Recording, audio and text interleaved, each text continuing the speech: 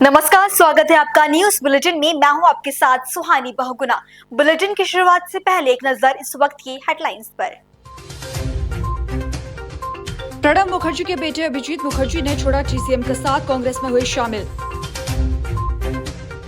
Ahmedabad one day में England ने जीता टॉस, पहले बल्लेबाजी करेगी टीम इंडिया। केरल में जंगली हाथी ने ली एक और जान, 26 वर्षीय युवक की मौत।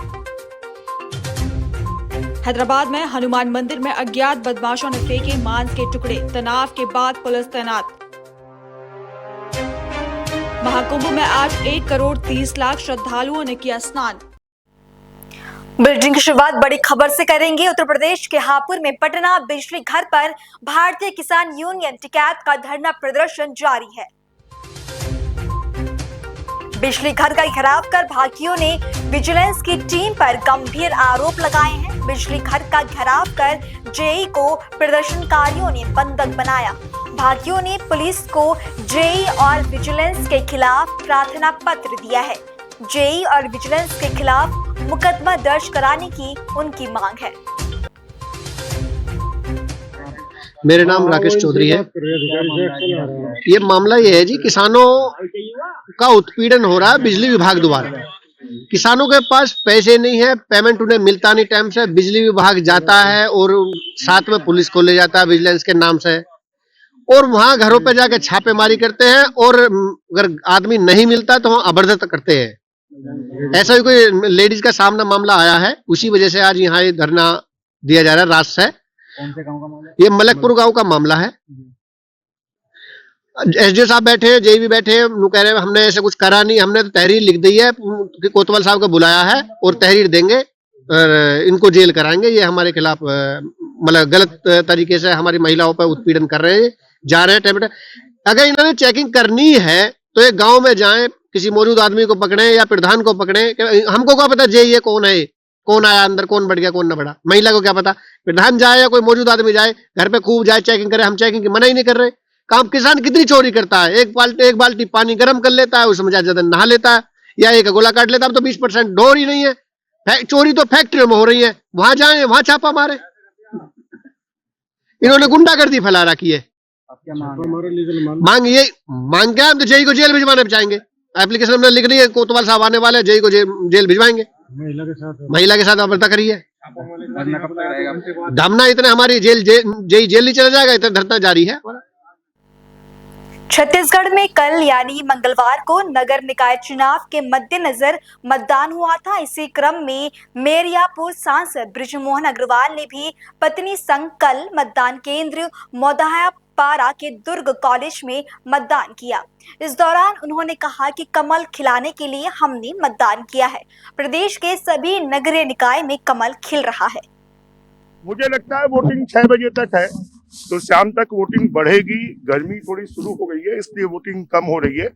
परंतु जनता ने जिस प्रकार से दिल्ली में मोदी जी को बैठाया है, छत्तीसगढ़ में विष्णुदेव साय जी को बैठाया है, वैसे ही रायपुर नगर निगम में और पूरे छत्तीसगढ़ में कमल फूल के महापौर बनेंगे और ज्यादा से ज्यादा पार्षद जीत कर आएंगे। ये ईवीएम में जो बहुत सारी खराबी है, फिर से सवाल ये तो सामान्य बात है।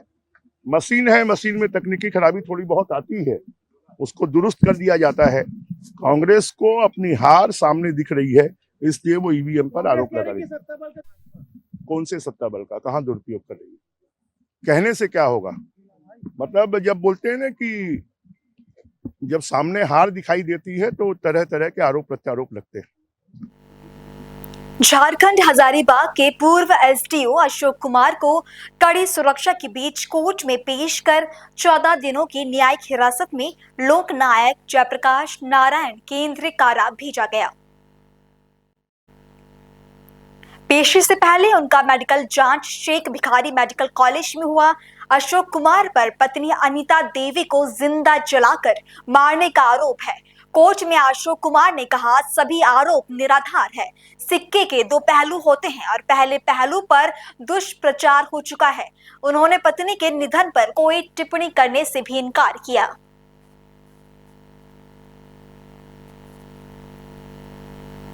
अगली खबर गुजरात की वापी से, जहां करवड़ में स्थित भंगार के गोदामों में अचानक भीषण आग लग गई। आग इतनी भयानक थी कि इसने देखते ही देखते 18 से 19 गोदामों को अपनी चपेट में ले लिया। आग लगने की चपेट मिलते ही फायर ब्रिगेड की टीम मौके पर पहुंची और आग बुझाने का प्रयास शुरू कर दिया। स्थानीय सूत्रों के अनुसार आग लगने का संभावित कारण शॉर्ट सर्किट बताया जा रहा है। नमस्कार, आप देख रहे हैं पल्स 24 न्यूज चैनल। मैं अवनीश शर्मा। मैं अभी खड़ा हूँ करवड़ में। आप करवड़ की स्थिति देखें कि मेरे पीछे आज रात में पता चला है कि 2 बजे करीब इस गोडाउन पे आग लगी और आग लगते ही इतनी भयानक आग लग गई कि यहाँ पर 10 से 12 गोडाउन एक आग के चपेट में आ गए। जब तक रात से ही दमकल की गाड़ियां आपको दिखाएं कि पीछे लगी हुई हैं आग बुझाने में, और देख सकते हैं कि अंदर पूरा जलकर खाक हो चुका है। हम आपको वीडियो में दिखा रहे हैं कि अंदर 10 से 12 गोडाउन जल चुके हैं और ये आग काफी ज्यादा मात्रा में लगी। और यहाँ पर शायद स्क्रैप या कचरा ही रहता है, जो बोलते हैं कि जीआईडीओ से लेके आते हैं ड्रम या केमिकल के जो भी गार्बेज होते हैं, वो सब यहाँ पर लेके ये छोटा मोटा कार्य करते हैं। मगर इनके पास किसी भी तरह की फायर की सेफ्टी नहीं दिखाई देती। अगर इस तरह फायर की सेफ्टी हो तो ये आग लगने से बचाया जा सकता है, मगर किसी भी गाले पे आप देखेंगे कि फायर के लिए कोई यहाँ सुविधा नहीं है। क्या प्रशासन, जो भी भंगार वाले स्क्रैप वाले हैं, प्रशासन उनके लिए एक फायर की व्यवस्था मुहैया कराएगी? जो लोग गोडाउन बनाते हैं उनके लिए पहले नियम रखना चाहिए सरकार को कि आप पहले फायर की सेफ्टी रखें, उसके बाद ही आप ये कर सकते हैं। मगर ये सब आप देख सकते हैं कि इसी तरह ये करवड़ में बार बार हादसे होते रहते हैं। और आगे भी हमने आपको कई बार दिखाया कि भीषण आग लग जाती है, रेसिडेंसी एरिया में भी रहना भी प्रॉब्लम हो जाता है। तो ये हालत है ये करवड़ गांव की। देखना होगा प्रशासन आगे क्या कार्रवाई करेगी इन के ऊपर और क्या सुविधा देगी कि ये लोग काम कर सके। अगली खबर महाराष्ट्र के अकोला से, जहां राज्य अल्पसंख्यक आयोग के अध्यक्ष प्यारे खान ने अकोला जिले के सरकारी सहायता प्राप्त उर्दू स्कूलों का दौरा किया। इस दौरे के दौरान कई चौंकाने वाली बातें सामने आई है। प्रिंसिपल पर महिला शिक्षकों के साथ मारपीट और यौन उत्पीड़न की शिकायतें मिली है। इस मामले में प्यारे खान ने पुलिस को संबंधितों के खिलाफ मुकदमा दर्ज करने के आदेश दिए हैं। हाई स्कूल में असिस्टेंट टीचर थे सर, हमको टर्मिनेट कर दिया गया। हमसे इलीगल चीज़ों की मांगनी की गई, जिसके बिना पर उन्होंने हमको टर्मिनेट किए और 50% सैलरी मांगते सर मंथली। और इन चीज़ों को डिमांड अगर ना पूरी किया तो रूम में बंद करके हमको मारते हैं। और गलत काम करने के लिए सर उनकी लड़की फारिया समरीन और उनका दामाद जावेदुर रहमान हम पे प्रेशर डालते हैं। फिर हमने उनकी चीज़ नहीं माने तो हमारे मस्टर उठाना शुरू कर देते हैं, परेशान करना शुरू कर देते हैं। हम ड्यूटी करने के बाद में भी सर हमको एब्सेंट बताते, यानी हम पे गलत इल्जाम लगाकर हमको परेशान करते। और अगर हम कंप्लेन बोले कि हम कंप्लेन करते जाके तो हमारे फैमिली के लोगों को मारने की, टांगे तोड़ने की धमकी देते। गलत बातें जो हुई वो क्या हुई, आपको क्या बोला गया उनकी तरफ? सर हम डिमांड करते हैं। सर क्या डिमांड करते हैं? बोलिए डिमांड क्या है? सर फिजिकल रिलेशनशिप की मांगनी करते सर। आपने इसकी कभी कंप्लेंट की थी पुलिस में? सर हम पहले सर पुलिस में इसकी कंप्लेन, पुलिस वाले सर जब हम वहाँ जाते हैं तो हमारा बयान लेने के लिए तैयार है ना, हमारी कंप्लेन लेने के लिए तैयार रहते सर। हमने 10 चक्कर काटे सर, लेकिन वो बोलते हैं ये एजुकेशन डिपार्टमेंट का मैटर है, हम इसमें कुछ नहीं कर सकते, आप ईओ मैडम के पास जाओ, आप इधर जाओ, हमारी कंप्लेन कोई नहीं लेता सर। पोलिसांना जाणीवपूर्वक दुर्लक्ष केलं वाटतं तुम्हाला? जी पोलिसांनी जानबूझ के इस पर अनदेखी कर हाँ सर, हम कोई भी कंप्लेंट लिखा है तो पहले तो हमारा जो हम बोलना चाहते हैं, आप लोग सुन रहे हैं सर, तो ऐसा हमारा कोई सुनता नहीं है। बोलते आपके पास इसका कोई प्रूफ है क्या? अब सर हम बॉडी के अंदर कैमरा लेके तो नहीं चलेंगे ना, हमारे साथ हादसा अचानक हो सकता ना सर, तो वो प्रूफ मांगते। अब उस टाइम में एकदम हमारे पास प्रूफ नहीं रहते। फिर धीरे धीरे जैसे इन्होंने हमको परेशान करना शुरू किया सर, तो हमने क्या किया कि इनके प्रूफ जमा करना शुरू किए, इनके एविडेंस शुरू किए। तो जो फाइल हमने पूरी सर के पास में दिए कि किस तरह से हमको ये परेशान करते हैं और पैसों की मांगनी करते हैं और जान से मारने की धमकी देते हैं। सेक्सुअल हरासमेंट किसी के साथ में हुआ है क्या? जी मैडम, वो सर एक है 76 का गुना दाखिल। एक चीज बताइए, महिला शिक्षकों के साथ किस तरीके से अभद्र व्यवहार होता है, क्या करते हैं? कहा जा रहा है कि बंदूक की नोक पर भी। जी अभी कोई चीज नहीं मांगो और ये कंप्लेंट देने के लिए जाओ ना सर, तो बोलता मैं तुम्हारे पिछवाड़े में बंदूक की गोलियां दाग दूंगा अगर मेरे अगेंस्ट कंप्लेंट करेंगे। और कोई लेडीज अगर मेरे अगेंस्ट कंप्लेंट करेंगी तो पहले मैं उसके कपड़े यहाँ पर फाड़ूंगा, मेरी फैमिली उसके साथ रेप करेंगी और बाद में पुलिस स्टेशन वाले उसकी फिर भी नहीं लेंगे, क्योंकि मेरी इतनी चलती है, मेरी इतनी पावर है। बंदूक से धमकी देने वाला कौन है? सैयद कमरुद्दीन, सैयद इस्माइल सर, वही संसद सचिव है सर। ये कितने सालों से ये सब चल रहा है? सर यहाँ हम 2009 से अपॉइंटमेंट है सर, तो पहले नॉन ग्रांट स्कूल में हमने 8-9 साल किए सर, तो तब कुछ नहीं था क्योंकि हमने फ्री में काम किए। लेकिन जैसे ही हमारा 20% सैलरी हमारा ग्रांट आ गया सर, तब से हमको तकलीफ शुरू हो गई। महिला शिक्षकों से उनकी सैलरी में से भी अमाउंट मांगा जाता है? जी 50% सर। हमने इनकार किया सर, पहले हमारा 50% ग्रांट आया, 20% तो उन्होंने 10% लिए, फिर 40% आया सर, तो फिर हमने इनकार किया तो उन्होंने हमारी 5 महीने सैलरी रोक दी सर। वो लेटर हमने पूरे फाइल के अंदर लगाए। फिर उसके बाद जैसे 60% का ग्रांट आया सर, तो इन्होंने 30% की डिमांड की। हमने इनकार किया तो इन्होंने हमको सस्पेंड कर दी। 2 साल से इन्होंने हमको सस्पेंड किया सर। फिर हमने मांगनी की, इन्होंने पेमेंट नहीं डाले तो हम कोर्ट में गए।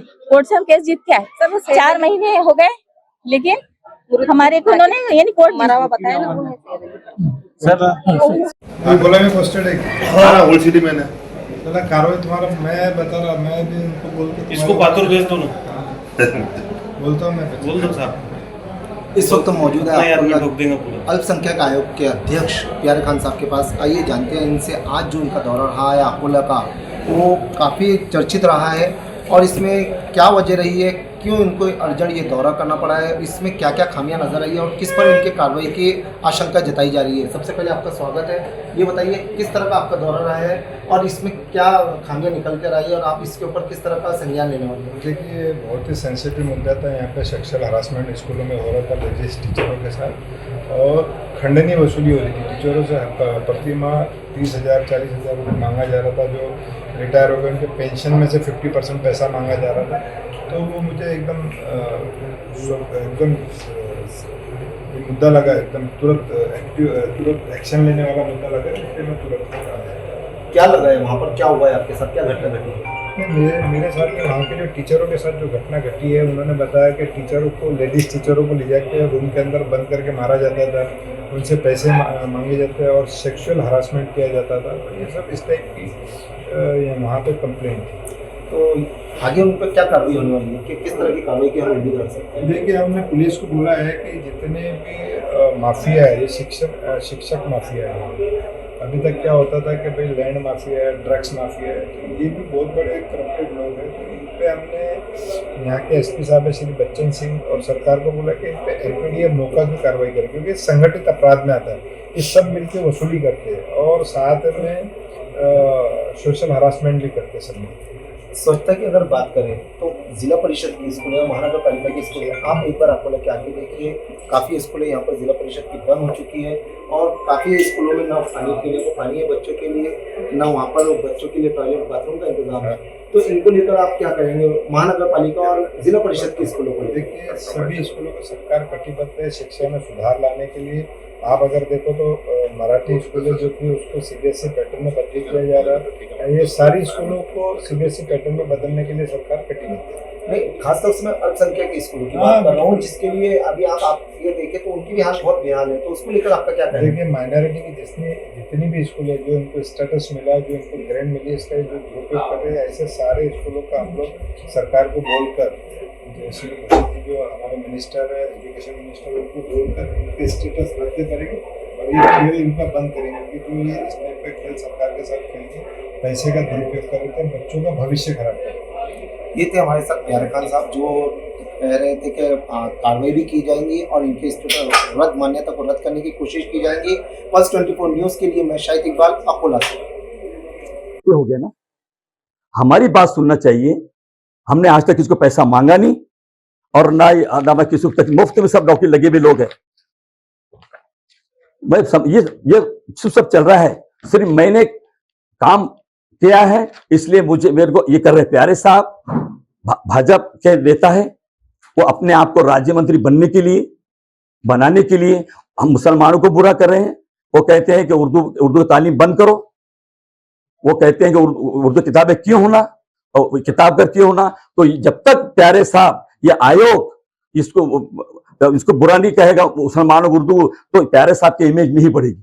तो मेरी इतनी विनंती है कि मेरी खोज चौकसी इसके पहले एलसीबी से हो गई, सीबीआई से हो गई।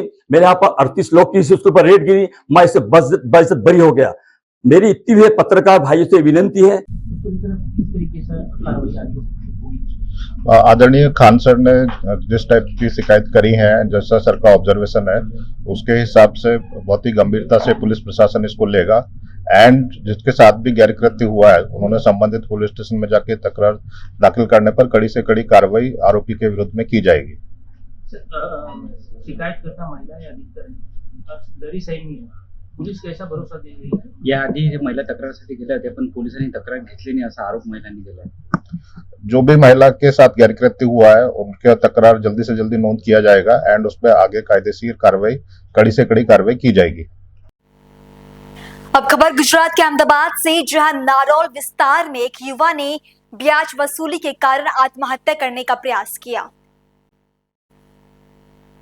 पीड़ित ने ब्याज सहित सारी रकम दे दी थी, फिर भी ब्याजखोर उसे परेशान किया करते थे, जिसके कारण परेशान होकर पीड़ित ने अपने घर में फांसी लगाकर आत्महत्या का प्रयास किया।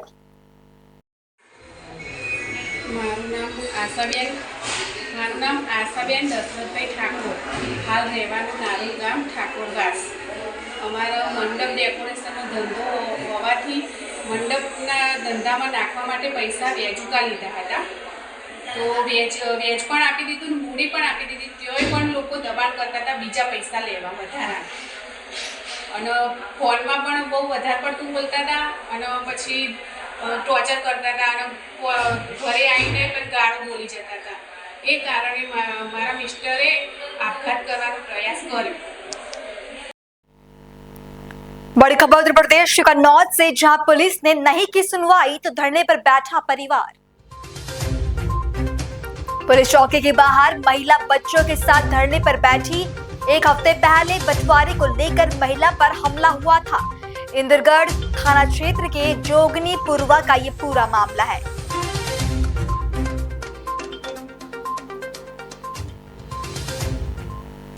अगली खबर उत्तराखंड की राजधानी देहरादून से, जहां हो रहे 38वें राष्ट्रीय खेल में एथलेटिक्स के रेस वॉक इवेंट में इतिहास रच दिया गया। 14 साल बाद पुरुषों की 20 किलोमीटर रेस वॉक का राष्ट्रीय खेलों का रिकॉर्ड टूटा। 2011 में झारखंड के गुरमीत सिंह ने 1 घंटे 23 मिनट 26 सेकंड में रेस पूरी कर ये रिकॉर्ड बनाया था, जिसे इस बार 6 भारतीय एथलीटों ने पीछे छोड़ दिया। वहीं पश्चिम बंगाल के हुगली जिले के रिसड़ा थाना क्षेत्र में 14 जनवरी को अभिषेक पासवान की बेरहमी से हत्या कर दी गई थी। थाना प्रभारी संजय सरकार के नेतृत्व में पुलिस ने जांच शुरू की और मुख्य आरोपी सुजन साफ को 1 महीने के भीतर गिरफ्तार कर लिया। आज पुलिस ने आरोपी को श्रीरामपुर अदालत में पेश किया और 10 दिन के रिमांड की अर्जी दायर की। पुलिस इस मामले की गहन जांच कर रही है और आरोपी से पूछताछ जारी है। समझे? कहाँ रहते आप? वही पाड़ा में रहते हैं। कौन क्लास में पढ़ते हैं? उसका कॉलेज कंप्लीट हो गया, वो नौकरी का तैयारी कर रहा था। कौन कॉलेज का स्टूडेंट है? कौन कॉलेज का स्टूडेंट है? नहीं, कुछ नहीं हो गया। अब जो करेंगे ना, ये लोग जो किया है ना, अब अच्छा नहीं किया है ना। निर्दोष बच्चे को लोग आप उसका मम्मी है? नहीं, कुछ नहीं, छोड़िए। आप उसका मम्मी है? नहीं मम्मी है। मम्मी नहीं है, अब कौन है तब? बेटी पीछा मत पड़िए, अगर इंसाफ करना है तो सही चीज दिखाइए और वो लड़का को सही साबित कर। आप उनका मम्मी है कि नहीं? मैं उसके साथ क्यों मीट करने क्यों गए थे वो अभिषेक के साथ? क्यों? ये सब उन लोग का मन गढ़ंत कहानी है।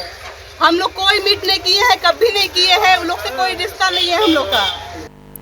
खबर उत्तराखंड की राजधानी देहरादून से, जहां सार्वजनिक स्थानों पर शराब पीने, हुड़दंग करने वालों तथा शराब पीकर वाहन चलाने वालों के विरुद्ध दून पुलिस द्वारा चेकिंग अभियान चलाकर कुल 62 व्यक्तियों को थाने लाया गया। इन सभी पर पुलिस अधिनियम के अंतर्गत चालानी कार्रवाई की गई एवं कुल 15,500 रुपए का जुर्माना वसूला गया। देहरादून के जॉलीग्रांट में युवती को आत्महत्या के लिए उकसाने का मामला सामने आया। मृतका की मां ने बताया कि युवती को प्रशांत पटेल नामक एक व्यक्ति ने झूठे प्रेम प्रसंग में फंसाकर शादी करने का झांसा दिया था।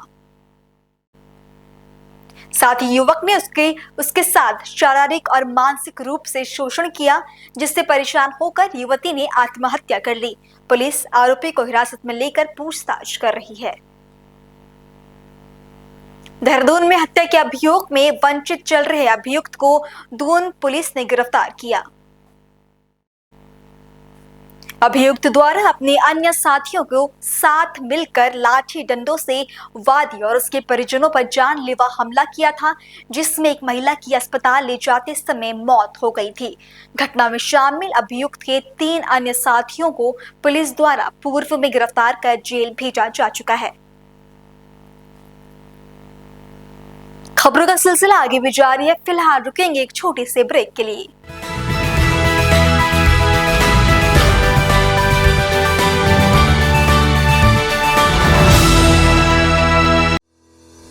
रोजगार डेवलपर्स, अ यूनिट ऑफ रोजगार डेवलपर्स एंड प्राइवेट लिमिटेड। घर वहीं जहां हो आपका भरोसा। पिछले 15 सालों से आपके सपनों का घर हमारी प्रतिबद्धता। रोजगार डेवलपर्स का पता है शिमला बाईपास रोड, गणेशपुर, देहरादून। रोजगार डेवलपर्स से संपर्क करने के लिए अभी डायल कीजिए 9897054026 पर या 8433207910 पर।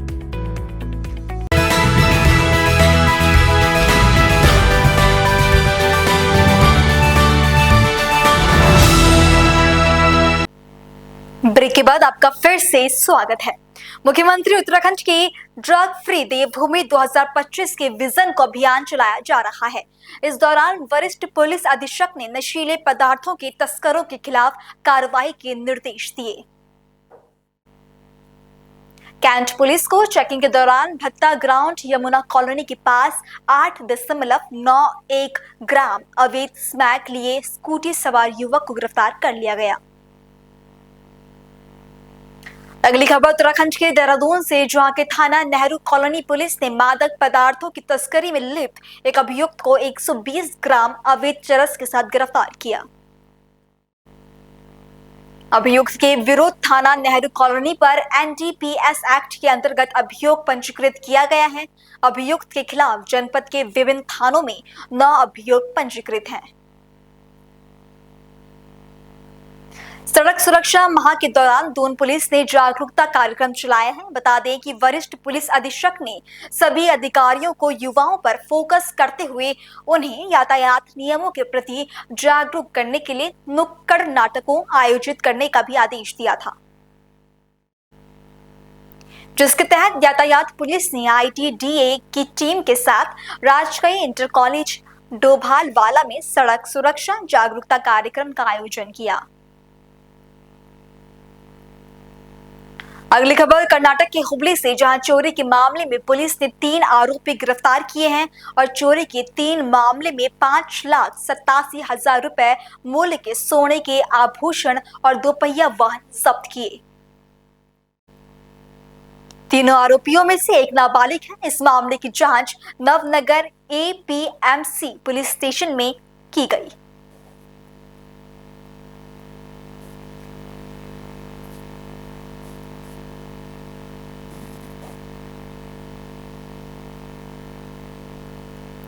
अगली खबर गुजरात के डांग से, जहां कलेक्टर राज सुधर की अध्यक्षता में डांग दरबार 2025 की योजना के संबंध में बैठक आयोजित की गई। अगले महीने 8 से 12 मार्च 2025 तक डांग दरबार का मेला होली से पहले आयोजित करने पर चर्चा की गई। उल्लेखनीय है कि डांग दरबार मेला परंपरागत रूप से हर वर्ष आयोजित किया जाता है। अगली खबर उत्तर प्रदेश के सहारनपुर से, जहां रामपुर मनीहारन कोतवाली अंतर्गत एक दिल दहला देने वाली घटना सामने आई। गांव इस्लाम नगर निवासी मदन कश्यप के 7 साल के लड़के कृष को आवारा कुत्तों ने खेत में हमला करते हुए मौत के घाट उतार दिया। सूचना मिलते ही पुलिस मौके पर पहुंची और बालक के शव को कब्जे में लेकर पोस्टमार्टम के लिए भिजवा दिया। 7 साल का कृष सरकारी स्कूल में पढ़ता था और इस दुखद घटना के बाद पूरे गांव में शोक की लहर है। अगली खबर झारखंड के हजारीबाग जिले के बड़का गांव से, जहां बदम कोयला खनन परियोजना द्वारा 11 फरवरी 2025 को NTPC सिकरी कार्यालय में अपनी पहली आधिकारिक प्रेस मीट का आयोजन किया गया। बदम परियोजना टीम द्वारा अब तक के परियोजना के विकास के बारे में जानकारी दी गई तथा साथ ही उन्होंने बताया कि शीघ्र ही NTPC बड़का गांव कार्यालय में एक जन सूचना केंद्र स्थापित किया जाएगा। ये सुनना चाहते हैं क्योंकि अब ये दायरा बढ़ गया है, अब एनटीपीसी का काम शुरू कर चुका है, तो अब ये जानते हैं कि यूनिवर्सिटी और इंडस्ट्री के बीच में किस तरह के रिश्ते बन सकते हैं। यूनिवर्सिटी हमारा यूनिवर्सिटी हम लोग सबका ना है, पता होगा कि कैटेगरी के लोग नहीं पढ़ते हैं, यही लोग तो वहां पढ़ते हैं। तो यूनिवर्सिटी के साथ एनटीपीसी के क्या रिलेशन हो सकते हैं। अभी वो जो उसका नाम मुस्लिम ऑफिसर बदरुद्दीन साहब से मेरी विस्तार से बात की कि कैसे कैसे एनटीपीसी और यूनिवर्सिटी के बीच में, माने इंडस्ट्री और एकेडमिया के बीच में एक रिश्ता डेवलप हो, जिससे कि हजारीबाग का विश्वविद्यालय को भी थोड़ी मजबूती मिले। एजुकेशन करते हैं उनको कम से कम बाहर नहीं जाना पड़े, बाहर की किसी के लिए आते हैं वो चीज यही उनको और भी उपलब्ध कराई जाए, उसमें एनटीपीसी की क्या भूमिका। इस पर बातचीत हुई। ऑलरेडी हम लोग एनटीपीसी के साथ कई सारे योजनाओं में काम कर रहे हैं जो छात्र हित में है, और ये छात्र जो है यहाँ के हर घर, यहाँ के सारे विद्यार्थी जिलों में यूनिवर्सिटी में पढ़ते हैं और हमारे ही अपने कॉलेज में पढ़ते हैं। ये एक बहुत जरूरी बिंदु है जिसके बारे में मैं सोचा कि मैं आपसे शेयर करूंगा। पढ़ रहे हैं आपको एक बताना कि जो कि पिछले काफी समय से आप जानते हैं बादाम कोयल परियोजना 2019 से काफी समय से एक ही स्थिति में थी। धीरे धीरे आज हम एक स्थिति की तरफ जा रहे हैं जहां पे कि इस माइन से भी शुरू होने की हमें संभावना दिखाई देती है। मैं एक चीज और शेयर करूंगा, एनटीपीसी आज की डेट में हम लोग के 50 ईयर्स हो चुके हैं। इस वक्त जो हमारा साल चल रहा है 50वां साल चल रहा है, मतलब एनटीपीसी का। तो ये मतलब मैं सबका बहुत बहुत इस बादाम की पहली प्रेस कॉन्फ्रेंस के लिए मैं आप लोगों का वेलकम करता हूं। मैं ये समझता हूं कि हमारी जो लोगों ने ऑर्गेनाइज किया है उन्होंने आसपास के जितने भी है नामी पत्रिका हो या जो भी लोकल हो सब लोगों को इनवाइट किया होगा। हम आज यहाँ पे जो भी टीम है, हम बादाम कोल माइनिंग प्रोजेक्ट जो है आप सब लोग जानते हैं, हम लोग इसको एग्जीक्यूट करने के लिए सरकार की तरफ से आए थे। सरकार ने ये हमें जो ब्लॉक है एनटीपीसी को दिया था। एनटीपीसी के पहले आप सभी को पता होगा कि एक किलोवाट कंपनी एमटा हुआ करती थी जो कोलकाता बेस्ड कंपनी थी, उसको दिया गया था। उसके बाद में ये प्रोजेक्ट बिहार गवर्नमेंट के पास में जो बीएसपीजीसीएल कंपनी थी, Bihar state power company generation power company, उसको बरौनी प्रोजेक्ट के लिए ये लिंक किया गया। बरौनी में क्या था कि पहले अगर आप लोगों को जानते होंगे तो उसमें पहले जो स्टार्ट हुआ था ये बहुत पुराना प्रोजेक्ट था हमारा, जिसमें 15 मेगावाट की, फिर 25 मेगावाट की, फिर 110 मेगावाट की यूनिट्स लगी। ये जो लिंक माइन जो बादाम ये दी गई थी 250 की 2 यूनिट आ रही थी वहां पे, जो बीएचएल वहां पे एग्जीक्यूट कर रहा था। तो इस चीज के लिए बिहार गवर्नमेंट ने कोयला चाहिए कहीं की ये माइन उनको दी गई थी।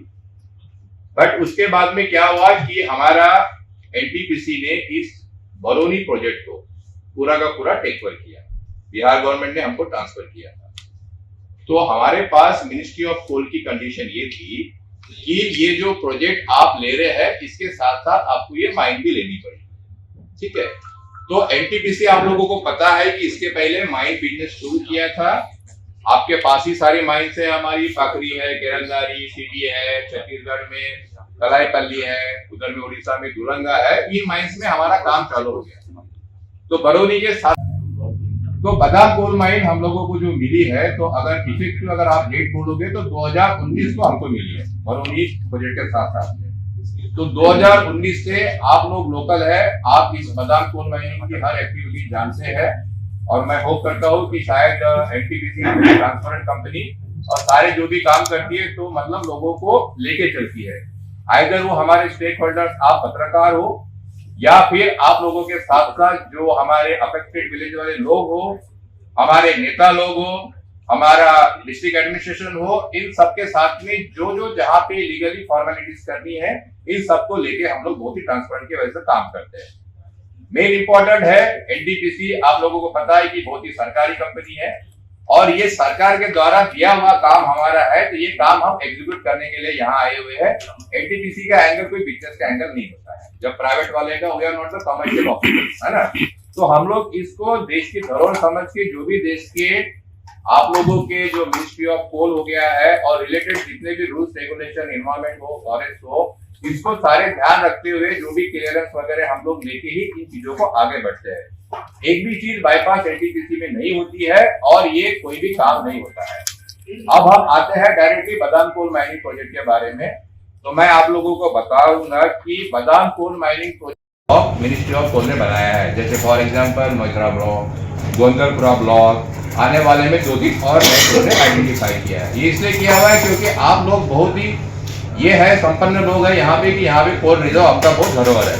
तो उसमें से जो बादाम कोल माइन ब्लॉक है ये है 3 मिलियन टन पर एनम की माइन है, जो मतलब PRC बोलते हैं, पीक रेटेड कैपेसिटी इस माइन की। जब ये माइन खुल जाएगी, पूरा ऑपरेशन होगा, तो हम लोग एक साल में 3 मिलियन टन हम लोग इसको प्रोड्यूस कर पाएंगे। तो इसके लिए जो रिक्वायर्ड क्लियरेंसेस होना चाहिए, जैसे कि फॉरेस्ट फर्स्ट, क्योंकि इसमें फॉरेस्ट जमीन है, वो क्लियरेंस हम लोगों को मिला हुआ है। इसके अलावा इन्वायरमेंट क्लियरेंस होता है, जो चाहिए होता है इन्वायरमेंट के हिसाब से कि क्या होगा क्या नहीं होगा, ये कोई भी प्रोजेक्ट के लिए लागू होता है, वो आपके पास हुआ है। इसके साथ साथ जो दूसरी एक्टिविटी होती है, आपको एक माइनिंग लीज लेना होता है कि माइनिंग लीज जब तक आप लोगे नहीं तब तक आपको ये प्रोजेक्ट होगा नहीं। इसके पहले सबसे पहले तो ये हो गया कि ये ब्लॉक अलॉकेट हो गया एनटीपीसी में, जो मैंने बताया। तो आज की डेट में माइनिंग लीज भी आपका जो झारखंड माइन डिपार्टमेंट गवर्नमेंट है उन्होंने हमें अप्रूव कर दिया है, ठीक है। तो वो माइनिंग लीज हम लोग बहुत ही जल्दी जो गवर्नमेंट डिस्ट्रिक्ट एडमिनिस्ट्रेशन के साथ में इसको साइन करेंगे। उसके लिए कुछ प्रोसेस टाइम है हमारा, कुछ पेमेंट होना है, कुछ अप्रूवल्स होना है, वो इन प्रोसेस में है। तो ये भी जल्दी से जल्दी आप लेके चल सकते हैं। मेरा टाइमलाइन कि फरवरी के एंड तक हम लोग इसको माइनिंग लीज भी साइन करेंगे। अब माइनिंग लीज साइन हो गई है, उसके रिक्वायर्ड जो इन्वायरमेंट क्लियरेंस वगैरह वो भी हम लोग इसी टाइम पे ले लेंगे। अब इसके बाद में नेक्स्ट एक्टिविटी आती है कि आप माइनिंग लीज लेके करेंगे कहाँ माइन ओपन करेंगे।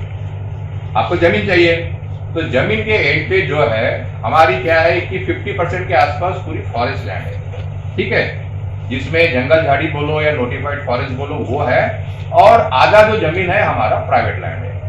तो आप लोगों को अवेयर होगा, सब आप उसी गांव के आसपास के हैं। प्राइवेट लैंड के लिए एक रेट फिक्स हो गया है, नोटिस इशू हो गया है, आप लोग बहुत ही अच्छे से उसको एक्सेप्ट भी कर रहे हैं। लेकिन जो भी आप लोगों का होगा पेमेंट उसके हिसाब से प्रोसेस डिस्ट्रिक्ट एडमिनिस्ट्रेशन कर रहा है। तो वहाँ एक्टिविटी पे भी हम आगे निकल गए हैं। और फॉरेस्ट लैंड तो आप लोगों को अवेयर होगा, सब आप उसी गांव के आसपास के हैं। प्राइवेट लैंड के लिए एक रेट फिक्स हो गया है, नोटिस इशू हो गया है, आप लोग बहुत ही अच्छे से उसको एक्सेप्ट भी कर रहे हैं। लेकिन जो भी आप लोगों का होगा पेमेंट उसके हिसाब से प्रोसेस डिस्ट्रिक्ट एडमिनिस्ट्रेशन कर रहा है। तो वहाँ एक्टिविटी पे भी हम आगे निकल गए हैं। और फॉरेस्ट लैंड पे भी हमारा कंसर्न मिनिस्ट्री से अप्रूव हो गया है।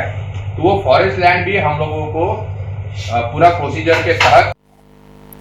खबर उत्तर प्रदेश के बरेली से, जहां बारादरी थाना क्षेत्र के सैटेलाइट बस स्टैंड पर लगेज ठेकेदार की हत्या से सनसनी फैल गई। यात्रियों की भीड़ के बीच एक कुल्ली ने अपने काउंटर में मौजूद लगेज ठेकेदार 2 भाइयों को गोली मार दी।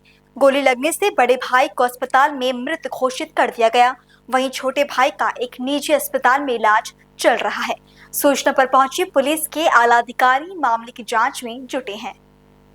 भैया क्या नाम है आपका? अतुल पांडे, पिता का नाम श्री राजेश कुमार। कहाँ के रहने वाले हो? मैं प्रतापगढ़ का रहने वाला हूँ। यहाँ पे AVG लॉजिस्टिक कोरियर में अपना मेरा टेंडर है, मैं काम करता हूँ। क्या मामला था, क्यों गोली चली? गोलियों को काम कमर्शियल लगेज करना है, तो ये लगातार काम को डिस्टर्ब कर रहे थे। मैंने ARM साहब को कंप्लेन भी दी थी। 5-6 दिन पहले इन पे जिन्होंने मारा था, मेरा सर फट गया। मैंने लिखित तहरीर भी दी, मेडिकल भी कराया, लेकिन पुलिस द्वारा 151 में चालान करके छोड़ दिया गया। इससे इनका हौसला बढ़ा रहा था। लगातार ये लोग उनको छेड़ रहे थे। आज उसी क्रम में इन्होंने हमको गोली मार दिया, मेरी गोली लग गई, और भाई साहब को भी इन्होंने हमारी गोली मार दिया। शायद वो उनकी हालत बहुत गंभीर है। ये पुलिस द्वारा लगातार मनमाना रवैया किया जा रहा था, इसीलिए ये सब हुआ। कौन लोग हैं ये, क्या नाम है इनका? नौबत यादव हैं, ये कुली हैं। कहाँ के रहने वाले? ये यहीं बरेली के रहने वाले हैं सारे कुली। तो कब की घटना है ये घटना अभी 1 घंटे पहले की है। CCTV में मैं ऑफिस में था, जहाँ पे CCTV कैमरा लगा हुआ है। ये घटना CCTV कैमरे में कैद भी है। ऑफिस कहाँ है आपका? ऑफिस मेरे सैटेलाइट बस स्टैंड पे है। गोली चली, क्या मामला है? आज दिनांक 11 फरवरी 2025 को थाना बरादरी स्थित सैटेलाइट बस अड्डे पर गोली चलने की सूचना प्राप्त हुई। सूचना प्राप्त होते ही पुलिस मौके पर पहुंची है। मौके पर पहुंचने पर यह ज्ञात हुआ है कि 2 व्यक्ति जो कि पार्सल का यहाँ पे बिजनेस करते थे, पार्सल की ठेकेदारी करते थे। उनके ऊपर एक कूली ने गोली चलाई है, जिनका आपस में पहले से पार्सल के रेट्स को लेके ये विवाद चल रहा था। प्राथमिक जो भी जानकारी उसके अनुसार यही पाया गया है। इसमें जिसने गोली चलाई है उसको अभी हिरासत में लिया गया है, आगे की विधिक कार्रवाई की जाएगी। और जो 2 घायल हैं उनको अस्पताल में भेजा गया है इलाज के लिए, उनका इलाज अभी चल रहा है और इसमें आगे की विधिक कार्रवाई की जाएगी। बड़ी खबर मध्य प्रदेश के जबलपुर से, जहां भीषण सड़क हादसे में महाकुंभ से लौट रहे 7 श्रद्धालुओं की मौत हो गई। ट्रक और श्रद्धालुओं के ट्रैवलर के बीच जोरदार टक्कर हुई है। कई श्रद्धालु गंभीर रूप से इस हादसे में घायल हुए हैं। सभी श्रद्धालु आंध्र प्रदेश के रहने वाले हैं। महाकुंभ प्रयागराज से वापस अपने घर लौट रहे थे सभी श्रद्धालु। और इस खबर के साथ ये बुलेटिन यही समाप्त होता है। देश और दुनिया की बाकी तमाम खबरों के लिए आप देखते रहें पल्स 24 न्यूज। नमस्कार।